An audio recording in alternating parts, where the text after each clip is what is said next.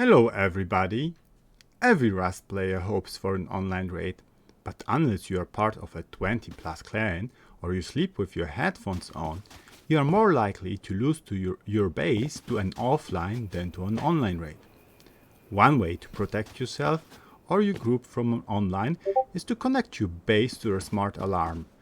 Connect them with your Rust Plus or Rust++ so you get notifications about being raided on your smartphone. There are 3 good ways to make your smart alarms get triggered when you get raided. First, connect your turrets has target output to smart alarms. Second, place HBHF sensors connected to smart alarms. Third option, place electrical components like electrical branches on walls and foundations, powering a blocker, powering a smart alarm. The first method is quite easy. Since you probably have turrets in your base or your compound anyway, all you need to do is to give each turret one extra power and connect the has target turret output to a smart switch. You could connect each turret to a smart alarm or connect them all to an OR switch that powers only one smart alarm. To use your turrets, please remember to give them 11 instead of 10 power, so that one extra power can be used by the has target output to power the smart alarm or the OR switches. There are 2 downsides to this method. Turrets, especially the ones in the compound, will often get triggered by grabs, and it will be hard for you to figure out from your phone if you are getting raided or getting grabbed. You could only connect the inner turrets to smart alarms, but by that time it might be too late of a message, since that means the raiders are probably already in your core. The second downside is that if you get pummeled or if your turrets are not well hidden, your turrets or the batteries might get destroyed before they shoot, which means you won't get a notification about being raided.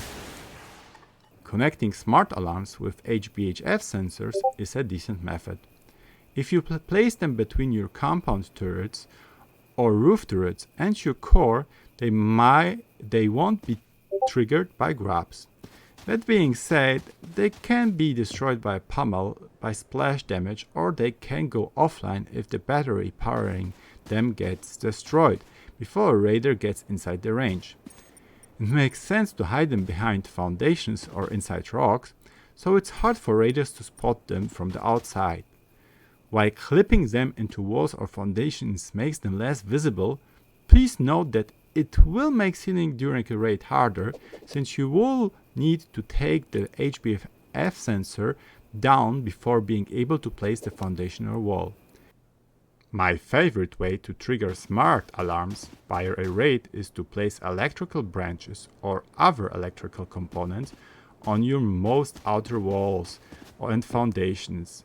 If you have a compound with external walls or a China wall, this is where you should place them. If you don't have a compound, you can place them on your shell or honeycomb walls. Generally, I don't place them on the floor of the roof because I tend to place enough SAM sites and roof turrets to make a top-down unlikely. The great thing about placing electrical branches on your China wall or compound is that you get notifications at the beginning of the raid, since normally the first things the raiders rocket is the China wall or the compound walls.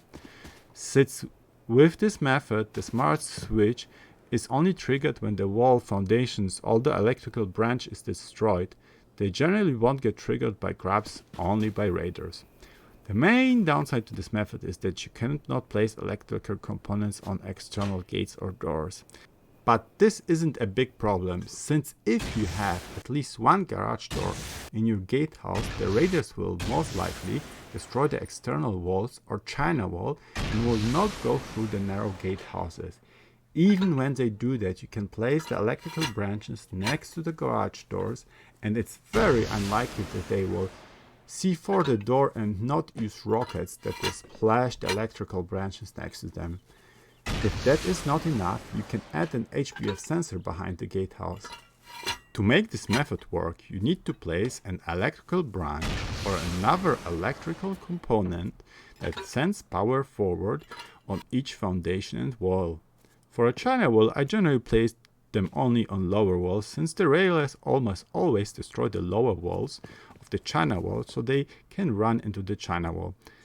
Then you chain connect all the placed electrical branches and finally connect them to the blocker port of a blocker powering the smart alarm. All you need is to power the electrical branches with one energy and power the blocker with one energy. Now, if only one of the walls or foundations with the electrical branches gets destroyed, the circuit is disrupted. The blocker isn't blocked anymore and the smart alarm will turn on and notify you about the raid. This method got much more easier since April 2004, since before the update, electrical branches used to use one power. So if your China wall consisted of 70 foundations and wall, you had to use over 70 power to make the system work. Now electrical branches don't use any power, so you only need to send a total of one power to power as many electrical branches as you want to make the system work. A final note. It's probably best to use two of the above mentioned method, smart alarm systems, to make sure you get notified about the raid. Second, make sure that you set the notification setting for smart alarms for Raspberry to high priority, so you not only will get a pop-up notification, but your smart alarm will also make an alarm sound that you selected. I hope this video will allow you to log on to the Defend offlines and limit the times you wake up and log on to a dead body in empty base. Have fun and good luck. Bye.